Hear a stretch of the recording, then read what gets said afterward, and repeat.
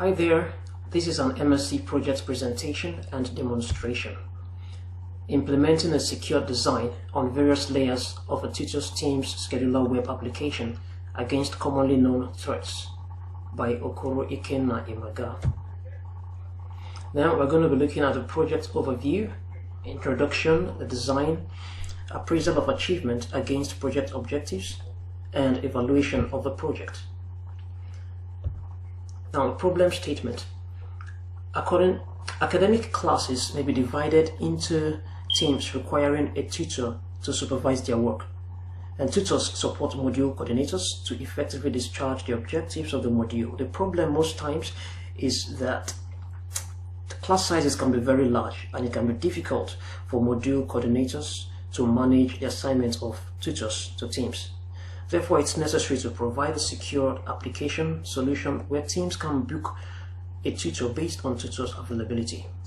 Now, the aim of the project is to design and implement current security measures against commonly known vulnerabilities on various layers of the tutor team's scheduler application, and to analyze these threats and provide solutions to mitigate them.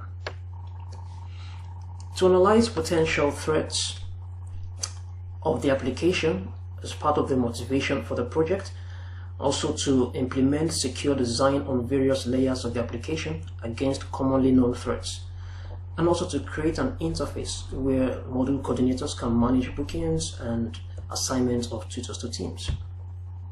Now, the solution to the problem is to provide secured access controls and to also provide an appointment booking functionality and management control, to provide security for user credentials, and creating a secure database to store the application data.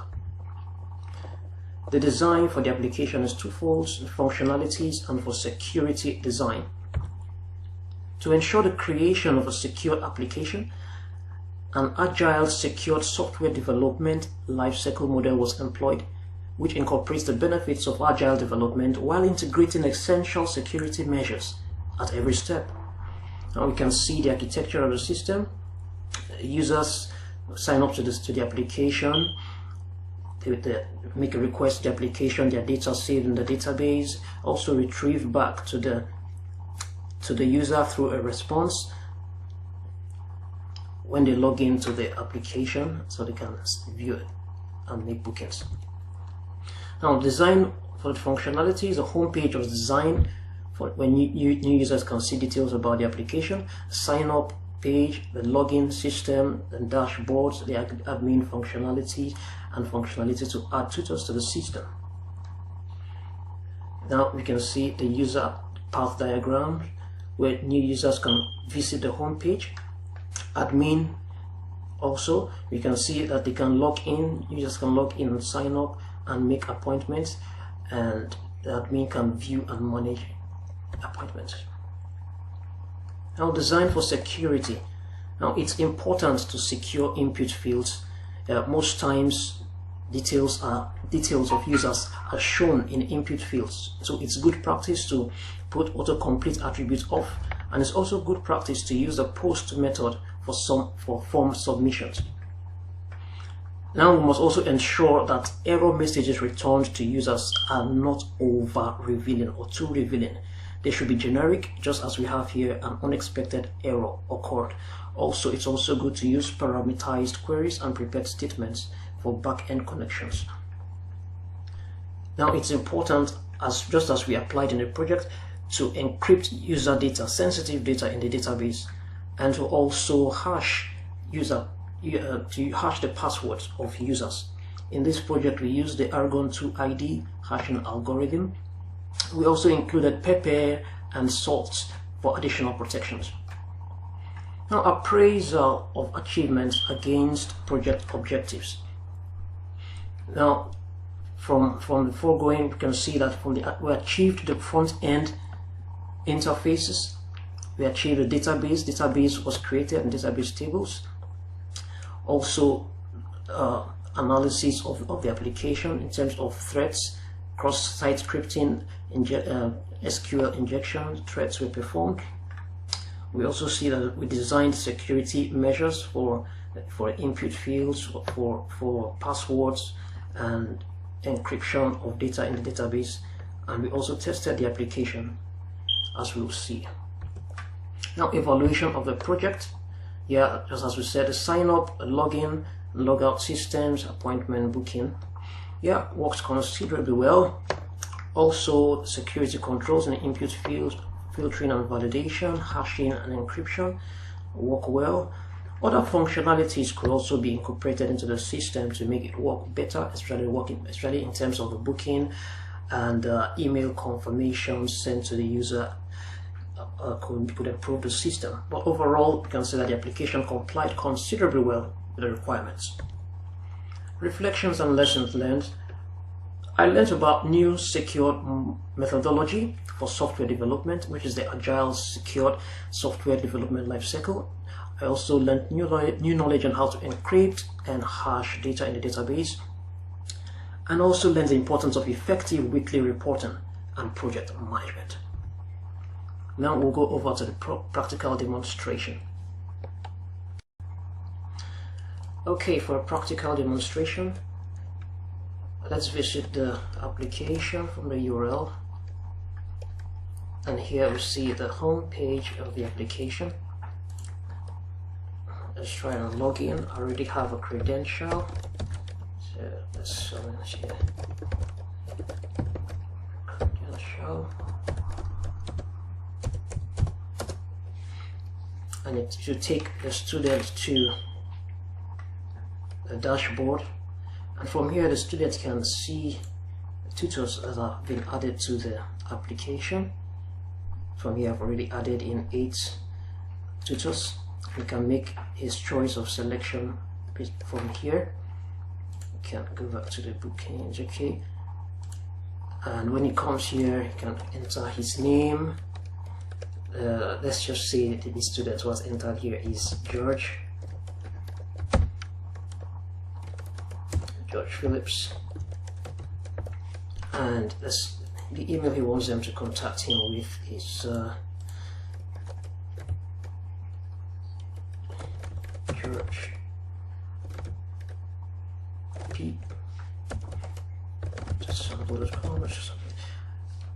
And let's just give him a gibberish number. This is his phone number, and he belongs to team B. And let's say I want Janet as our tutor. Oh, sorry, that's supposed to be in a message. And let's just give him a gibberish address 125 via D. And let's say he selects a date from here. Let's say 9/2023, and the time, okay, 11:10. So scheduled time is invalid, but has not been set. Okay, let's change this time. Let's say this 9 o'clock, 9:20. Says that has been saved. Okay, so let's say he logs out of the application, and admin tries to visit to see what has been sent. Let's say the admin visits the page.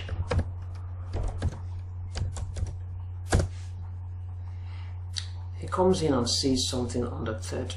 Yeah, George Phillips sends in something. He sees the details of John Phillips, saying I want Janet as our tutor. Okay, no problem. From this system, you can see tutors have been added. We can add some more tutors to the application.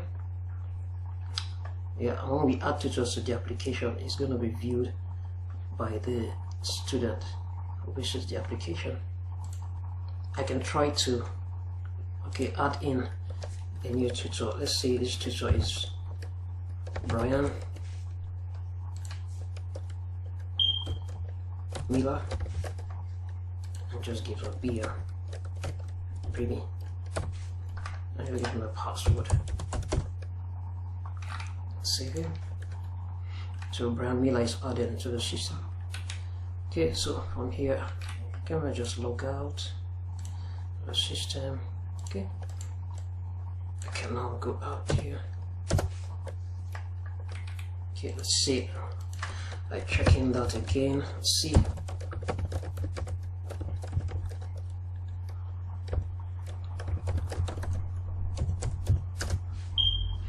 Oh, good. I can see our tutors there. You can see Brown Miller has also been, so the students can see that new tutor added to the system.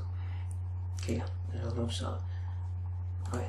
So you can see there's no suggestion showing on this input field as part of the autocomplete that's been activated on this login form. Thank you very much.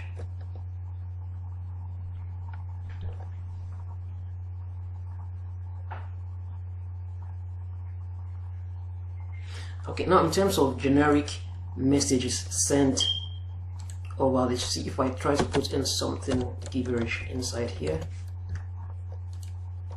I put this, instead of saying wrong email address or wrong password, it gives a generic message that says an unexpected error occurred.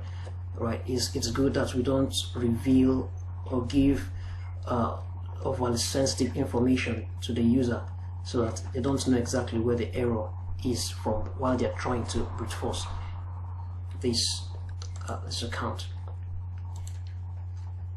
Thank you very much.